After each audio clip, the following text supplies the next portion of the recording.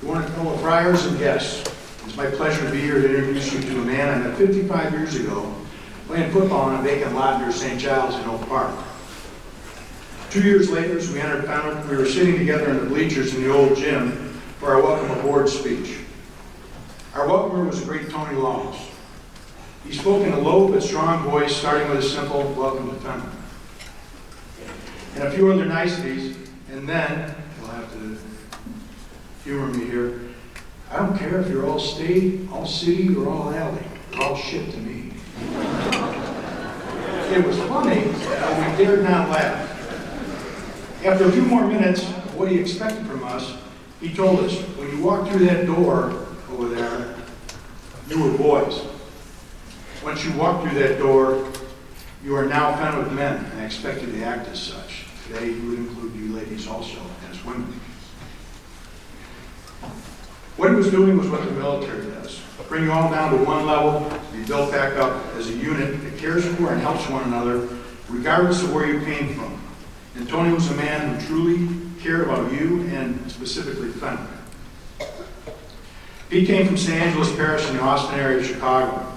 His father was an all-state halfback for Tony's teams in the mid-40s, and his picture looked down on us from the trophy case in the main hallway, just there off the old gym.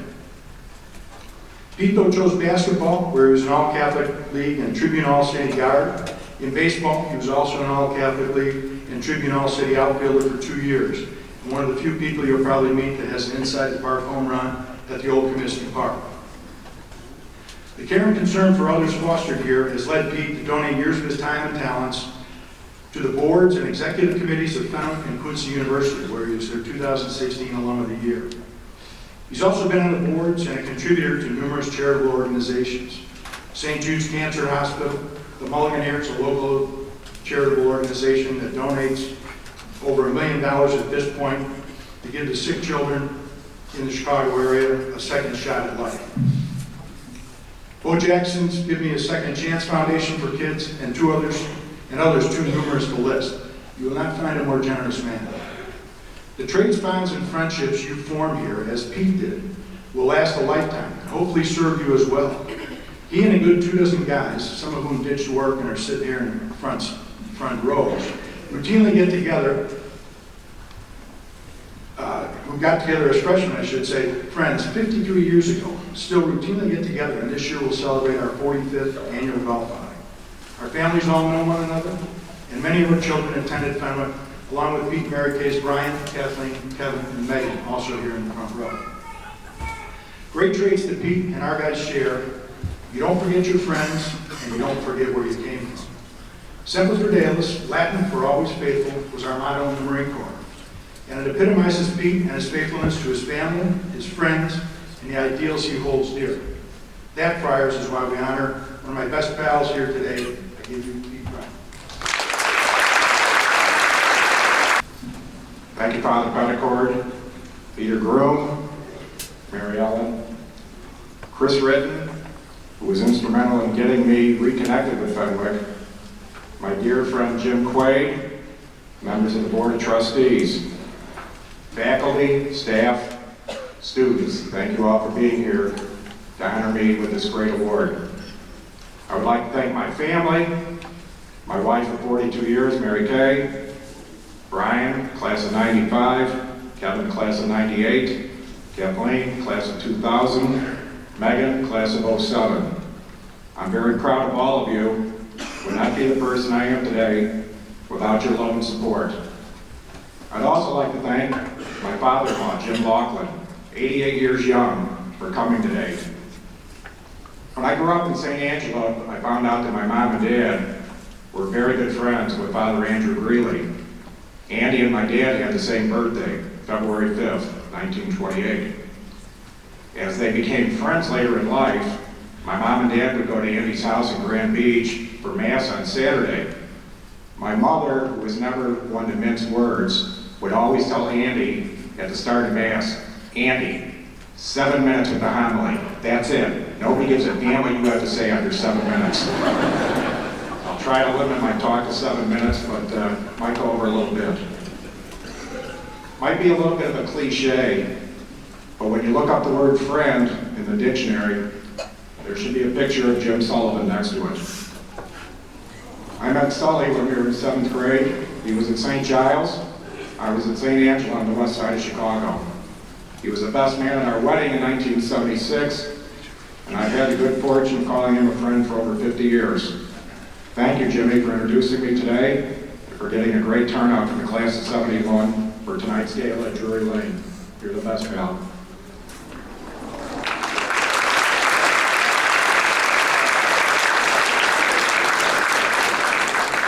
I was at Fenwick in a meeting in October, and I was given some strict instructions from a very wise man, Bob Cooney.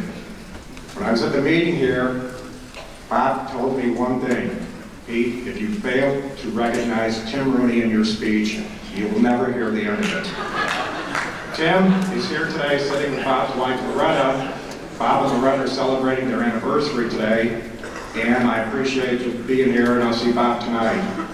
But I have to admit, I was on the board for a number of years with Tim. Fenwick would not be in the shape it is today without Tim's leadership and dedication. Timmy, thank you for everything you've done for Fenwick.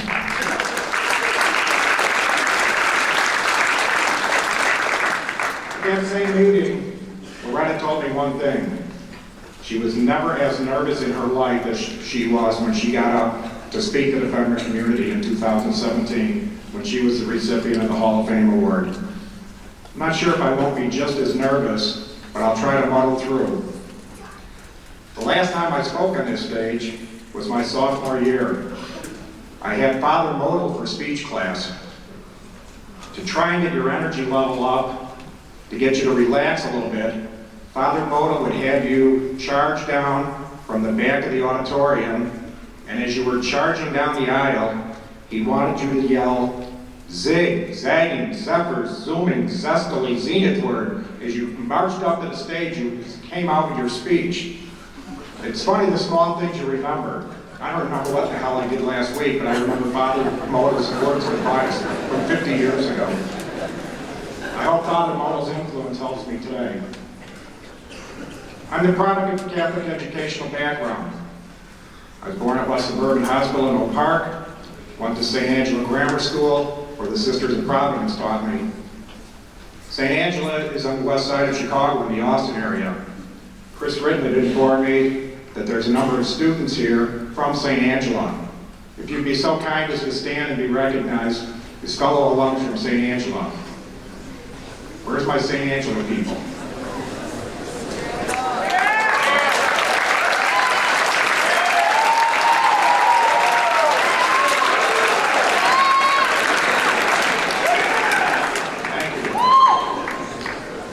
I come to Fenwick in 1967. I was a pretty good athlete back in the day. I was the quarterback of the football team, leading scorer on the basketball team, pitcher, first baseman in baseball. I'm coming to Fenwick. I'm going to be a stud when I get here. I go out for football freshman year. Dan O'Brien's got me as the fifth-string quarterback. I'm like, seriously? Don't you know who I am? I go out for basketball. I mean, I was pretty good at St. Angela. I don't even dress for a game freshman year. You used to go to the back of the gym, they'd have a list up of everybody that was dressing for the game that day. And my name never appeared on that list freshman year. So now I'm thoroughly depressed. I don't even bother with baseball. What's the point? I'm like, don't these coaches know better? As a result, my grades suffered. I wasn't doing real well. Algebra freshman year, I flunked. I go to summer school. Thank God for Roger Purnell. Where's Mr. Purnell?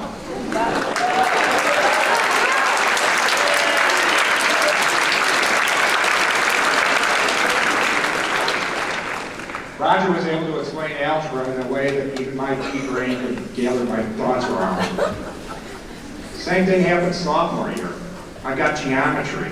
I mean, really? Side angle side equals side angle side? Who cares? When is this ever going to matter?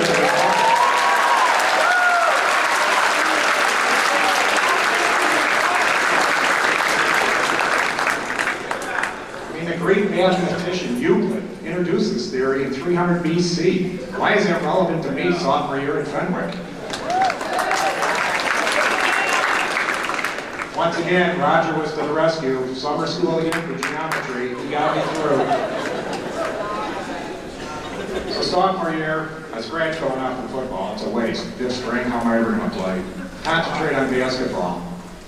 About a third of the way through the season, one of my teammates' grandfather passed away, and I get a chance to start on at Mendel, which is no longer around. I scored 16 points first game I get a chance to play. And all of a sudden it's like, oh, maybe this Brown kid can play a little bit. It's funny what happens when you persist in life or given a chance. My Uncle John Weston, who was a 47 alum of Fenwick, was a soybean broker down at the Board of Trade. He was friends with a guy named Vince Caponigri. Vince was coming in to take over the baseball team sophomore year. Vince comes up to me after basketball one day, and he says, hey, Brown, he says, your uncle tells me you're a pretty good baseball player. Why don't you come out for baseball? I'm like, all right, Coach, I'll give it a try. I start every game at first base. Vince and I become good friends. And amazingly, my grades start to improve. You just get a little bit of self-confidence rolling. Junior, senior year, I'm on the honor roll every semester. And once I got that algebra and geometry monkey off my back, I was in good shape. But isn't it funny how life works sometimes? I can't pass 2 math courses. I wind up working with numbers pretty much my whole business career. I had a great coach for basketball in grammar school by the name of Tom Galvin. Tommy's brother Ed was the coach at St. Rita while we were freshmen and sophomore. Ed then came over to Fenwick junior year. His brother Tommy must have said, hey, Ed, give the Brown kid a shot, he's not too bad. So that gives me a chance. I was the 6th man in the basketball team junior year. By the time senior year rolls around, my good friend Fran Roach and I are the co-captains. I wound up going on to make the Tribune All-Star team, and I get a basketball scholarship down to Quincy College, which is now Quincy University. I go down there, I play a little bit as a freshman. Sophomore year rolls around, I'm not playing much. As most of you know, they're on the basketball team. It's way too much work to be on the basketball team, not playing, sitting on the bench. So what am I going to do? I'm going to show these coaches I'll quit. Well, my parents don't have any money to send me back. Now what do? So my good friend Bob Zotti was working out at the Chicago Northwestern Railroad yard, on the repair yard. He goes, Pete, I did a job at the railroad. It's pretty good dough. I'm like, yeah, great. So I'm sitting out at the railroad. It's a great job. Money's coming in. Spring and summer, beautiful. I'm working outside at the repair yard. All of a sudden, winter hits. I'm like, seriously? I'm going to be outside in the winter? There used to be a TV show back in the 60s and 70s on WGN called The Great Outdoorsman. It was a show about fishing, hunting, all the good outdoor sports. That certainly wasn't for me. Shortly thereafter, my buddies all gave me the nickname The Great Indoorsman, which I still live up to this day. So now I got to figure out, what am I going to do with my life? I'm working at the railroad. I get a hold of my 2 buddies from Quincy, Tom McShane, Ron Basinski. They're like, hey, why don't you come back part-time? Take a couple business courses. You can live with us for free just to see if you can get through. So I'm playing 16-inch softball with my buddies down there. We have a pretty good team. The baseball coach, Dewey Calmer, who was the assistant basketball coach, he sees me playing softball, and he comes up to me and he said, Pete, I know you and I did not get along very well in basketball. But he said, I need a right fielder. We're going to have pretty good teams the next 2 years. I'm like, Coach, I haven't played baseball in 3 years. As many of you know, there's nothing more difficult in sports than hitting a 90-mile-an-hour fastball or a wicked curveball coming at you. I said, Coach, let me think about it. So he asked me to come out to a couple practices. Long story short, he says, Pete, I will play you in right field every day. I'll never take you out of the lineup. I need a right fielder. Coach and I became great friends. I established a scholarship in his name down at Quincy just because he helped me grow up and realize there's more to life. At some point in our life, we all wind up growing up and maturing. Some of us, it takes a little bit longer. What is the point of the sports stories? Life is not a straight line up. There's always going to be setbacks in our lives, and how we adapt, how we adjust to them will determine where we go in the future. When I go to Mass, I thank God for 4 main things: my faith, my health, my family, my friends. important one to me is faith. Our daughter Kathleen was 13 when she was diagnosed with Ewing sarcoma, a very rare bone tumor that the doctor removed from her ribs. I always believe that there's going to be some good that arises out of a bad situation. After Kathleen got diagnosed, Joseph Cardinal Bernadine was coming to say Mass at St. Mary's of Riverside. Father Gunderson got a hold of me and said, Pete, Cardinal would love to meet Kathleen. Come to the rectory before Mass on Sunday. Cardinal actually called our house, spoke to Kathleen, said, Kathleen, I'm looking forward to meeting you tomorrow. While Kathleen ran a fever during the night, Mary Kay had to rush her back to the hospital. I called Father, I said, Father, it's not going to work. She's back in the hospital. He said, Pete, come over with Megan. I want to introduce you to the Cardinal. Cardinal has no interest in meeting me. He's got bigger things to do today. He goes, Pete, just please come over. I went to the rectory. It was the best move I ever made. He was such a warm and caring person. We carried on a relationship until his death. True to his word, Monsignor Velo, who was his driver, and Cardinal came to the hospital that day to see Kathleen. We walked out. He gave me his number at the residence, his cell phone, at the office. He said, Pete, if you ever need me, I'm here. We had an ongoing relationship. He would call us, we would call him to check on him. Cardinal himself was battling very nasty cancer. I clearly remember it was a Sunday night. He was leaving to go to Rome to tell the Pope that he was not going to beat his cancer. It was 10 o'clock, Catholic bishop pops up on our caller ID. I'm like, Cardinal, what are you doing? I said, it's 10 o'clock, you're leaving for Rome tomorrow. He goes, Pete, I had to check on Kathleen to make sure she was all right. Things went a little bit sideways at the hospital. Kathleen got an infection in her port where she got her chemo. She wound up developing a staph infection, and her doctor walked in and said, Mr. Brown, I don't know what happened here. I need to get her to intensive care. I don't think she's going to survive today. Who was my first call to? Cardinal Joe. He and Monsignor Velo were over there. Gave Kathleen the last rites. I said to Mary Kay right then in her room, if she's going to survive today, her guardian angel just walked out of this room. As you can see, Kathleen, 36 now, beautiful young lady. So proud of you, Kathleen. God bless.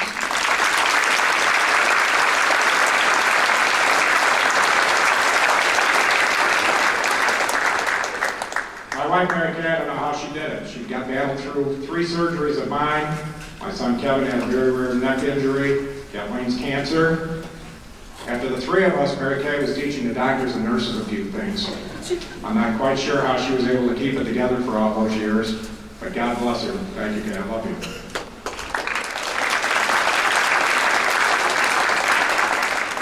I've been blessed with a great family. I have 2 famous grandfathers. Warren Brown, sports writer for over 50 years in the Chicago area. Inducted into the Baseball Hall of Fame Sports Writers Wing, 1973, same year as Mickey Mantle. My mom's dad, Tom Kelly, was a police captain in the west side of Chicago. When these 2 men would get together stories at Thanksgiving and Christmas tables, nobody spoke a word. My uncles, everybody just sat mesmerized listening to these 2 men tell their stories. My dad, Roger, was an all-state football player, as Sully said. The 4 years Dad was at Notre Dame, they did not lose a game. They tied 2 games. He had the good fortune of playing with 2 Heisman Trophy winners, Leon Hart, Johnny Lujack. He also became great friends with Johnny Latner. Mr. Latner was a freshman when Dad was a senior when the team went on to win the city championship. Of course, Mr. Latner's trophy is out in the hall. He won the Heisman Trophy in 1953. The point of this is never take your family for granted. There's going to be speed bumps with all families. But I'd like all the students here to do me one favor when you go home tonight. Go up to your parents, give them a kiss and a hug, and thank them for giving you the ability to come to Fenwick High School. I hope you make me that promise. I wish I had done it when I was here. My dad and mom struggled to send my brother and I here, but we made it through. I'm sure a lot of your parents struggled, and they sacrificed to be able to send you to Fenwick High School and to give you the ability to go forward with your life and make something meaningful of it, and I'm sure all of you will do that. Last thing I'm thankful for, to wrap this up, is my friends. My St. Angela, Fenwick, Quincy, Mulligan, Riverside, Merrill Lynch, XFA friends. They've been a special part of my life. I'm grateful for all their support, advice they've given me over the course of my life. Couple of things my dad taught me at an early age. Tell me who your friends are, and I'll tell you what kind of person you're going to be. Your name and your reputation are two of the only things that you come into this life with. You never want to do anything in your life that would damage either one of those. You'll go forward after you graduate Fenwick and college, do some great things with your life. Make your parents, make your grandparents proud that you will take their good name and reputation long into the future. If life knocks you down, as it probably will, get back up and attack it even harder. One quick story that's not part of my notes, but I think it's pretty important. There was a fella by the name of Sam Puckett. Sam Puckett was probably one of the greatest basketball players to come out of the Chicago area. He went to Hales Franciscan. I ran into Sam Puckett. I heard that he was working as a janitor here. After one of the board meetings, I came out and I saw Sam Puckett. Sam Puckett was like an idol to me as a basketball player. I look out and he's leaning on a mop. I go over, I introduce myself. I said, Sam, it's an honor to meet you, Pete Brown. We start talking. His daughter was in 8th grade. Sam was working at Fenwick, hoping to be able to get his daughter some kind of tuition break. As we talked further, he said to me, he goes, you know, Pete, I was meant to come to Fenwick. He goes, Coach Jack McKean at Hales really pushed me hard to come to Hales Franciscan. He says, I had a full scholarship to Notre Dame. He goes, I chose to go to Jacksonville down in Florida. He said, how much different do you think my life would be if I had attended Fenwick, attended Notre Dame? I don't think I'd be sitting here leaning on a broom right now.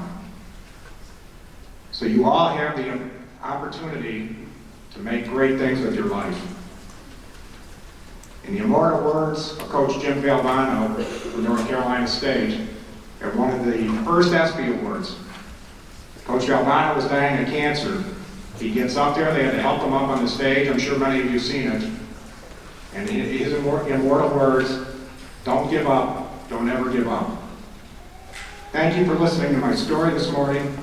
I'm a very proud, humbled husband, parent, grandparent, and friend today as I get inducted into the Fenwick Hall of Fame. God bless you all. Go Friars.